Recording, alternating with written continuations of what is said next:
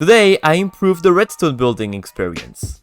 In short, I made a mod that adds a ton of little features to improve building redstone contraptions. Most of these features are really small, but trust me, it saves so much time after a while.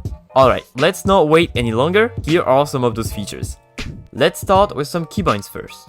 First, I added the multifunctional keybind over there, which, as the name suggests, is a keybind used to do multiple things. In this version of the mod though, it's only used for getting items much quicker than searching for them in your inventory. For example, oh man, I would fancy some redstone dust, like right now. If only I could. Yes, redstone dust.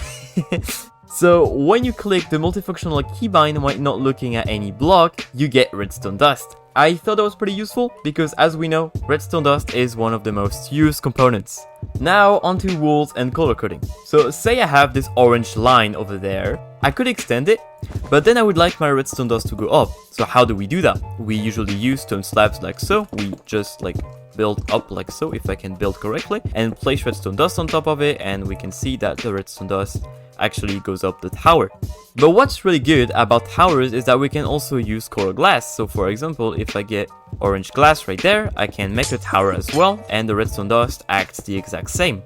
Now that's pretty annoying, because every time you want to build a colored glass tower, you need to go into your inventory, go into the stained glass section, get the right stained glass, and then start building. But with my mod, you can actually click with the multifunctional key, the orange wall, and bam, you get orange stained glass. That's so cool! Look, anywhere you are, you can start building a tower like that on the fly. That's so cool! And it works for every colored block in the game you could use for color coding. It can be wool, terracotta, concrete, and even concrete powder, if you're that kind of psychopath. So this keybind can make our life a little easier with color coding, but it can do more than that.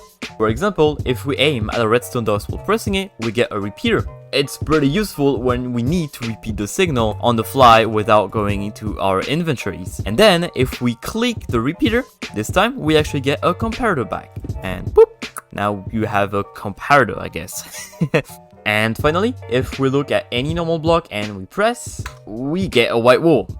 I thought that was a good addition because when I want to get started on a redstone contraption, I usually use wool and never use other blocks. So the whole purpose of this keybind is to make the player able to build redstone contraptions without going into their inventories. And at least for me, it was a huge improvement on my workflow. Well, the next two keybinds don't need a lengthy explanation to them, so let's do a rapid fire round. The Cool TP keybind makes you able to teleport yourself 64 blocks in the direction you're looking. It's very useful for that big of contraptions because, well, this is 200 blocks wide, so with spectator speed, you can see how fast we can get from the one end to the other, whereas with the Cool TP, you just 1, 2, 3, in 3 clicks, you're already on the other side, and I think that's pretty useful. The place block in the air keybind does exactly what its name says. It makes you able to place the block you currently are holding in the air.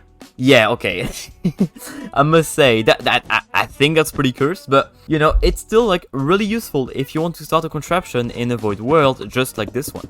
And the command /setBlockStone and /up1 in World Edit still works for that purpose, but these commands aren't as convenient nor flexible. I mean, look at that, just new.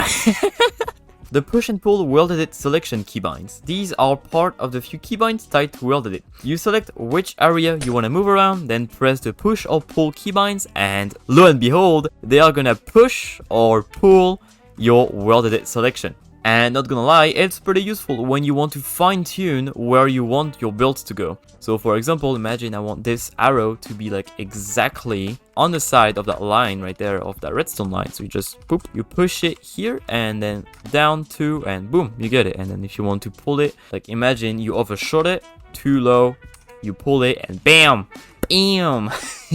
And the final keybind is for the very lazy people among us. It's called Auto Dust Placing Toggle, and when pressed, toggles on and off automatic redstone dust placing on solid blocks you place.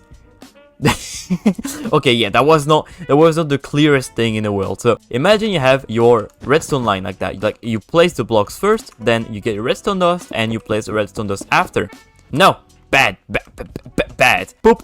Toggle automatic redstone dust placing true, and then you place your block, and would you look at that? Would you look at that? Redstone is placed automatically. Also, this last redstone dust, it's just a graphical bug. We good. Don't worry, guys. It's not a bugged redstone dust. It's just graphical.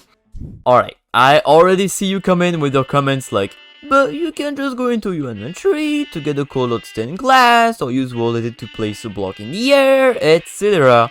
etc. This mod is all about workflow optimizations. It is not about adding a concrete feature, so to say. Everything you can do with this mod, you can do without, but in a much more time-consuming way.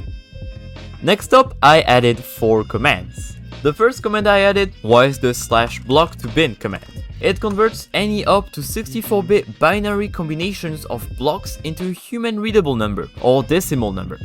For example, you see this line of white and black walls. Well, basically, let's say that white walls are 1s and black walls are 0s.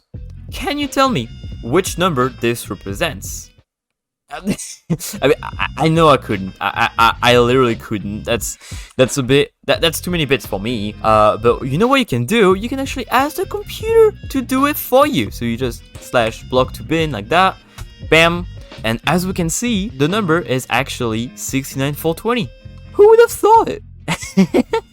The next command I added was /b, short for /barrel.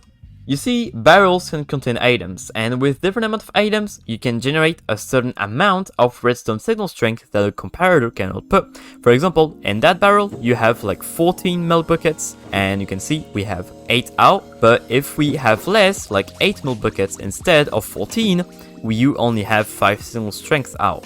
But I never know how many items I need for my barrel to have a signal strength output of 12, for example. So what I do is /b12, and boom, we actually get a barrel with the exact amount of items. Like basically the mod, like literally calculated it for me, and that's pretty cool. So now, as we can see, signal strength output of 12 right there.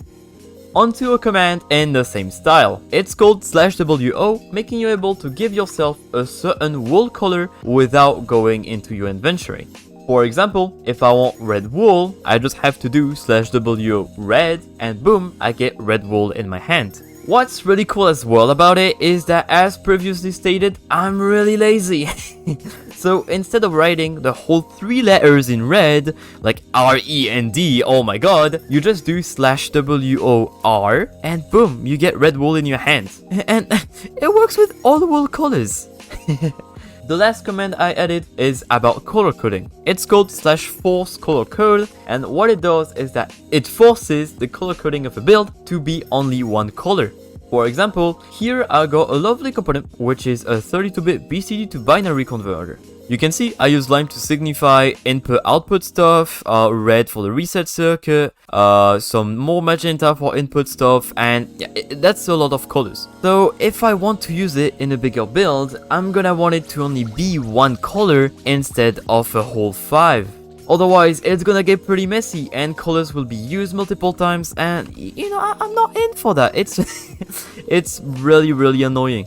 Now, let's try to color code it to the color purple. So this entire thing is gonna be converted into a purple circuit. So what we do is we select the build. So let's TP with the cool TP keybind like that. Wow, Sloimay, your mod is really, it's so cool. Wow. Anyway, /forcecolorcode purple, and after a tiny bit, bam, your build is now all purpley. Let's go.